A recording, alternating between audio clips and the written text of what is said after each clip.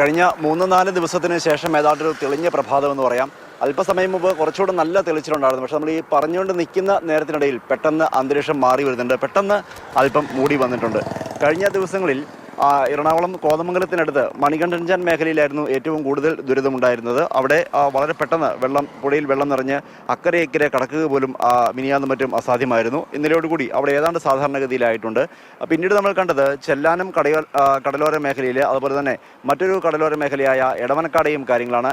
പ്രത്യേകിച്ച് എടവനക്കാട് ഇന്നലെ വളരെ വലിയ പ്രതിഷേധമാണ് നടന്നത്. കഴിഞ്ഞ 4 ദിവസങ്ങളായി ഈ മേഖലയിൽ കടലാക്രമണം രൂക്ഷമാണ്. നിരവധി വീടുകളിൽ വെള്ളം കയറി താമസിക്കാനാവാത്ത അവസ്ഥയിലാണ്.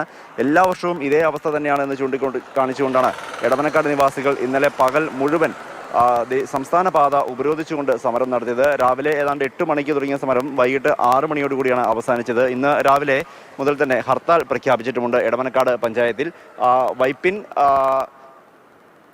സംസ്ഥാന പാതയിലാണ് ഈ പ്രദേശം സ്ഥിതി ചെയ്യുന്നത്. പക്ഷേ നിലവിൽ വാഹന ഗതാഗതത്തിന് വലിയ തടസ്സങ്ങളില്ല. അതേസമയം സമരക്കാരെ ഇന്ന് കളക്ടർ ചർച്ചയ്ക്ക് വിളിച്ചിട്ടുമുണ്ട്. രാവിലെ അണിയിൽ പ്രദേശത്ത് നിന്ന് നഗരത്തിലേക്ക് വലിയ പ്രതിഷേധ പ്രകടനം നടത്തുന്നുണ്ട്. ജനകീയ സമരസമിതിയുടെ നേതൃത്വത്തിലാണ് ഈ പ്രതിഷേധവും മറ്റ് പരിപാടികളും എല്ലാം നടക്കുന്നത്.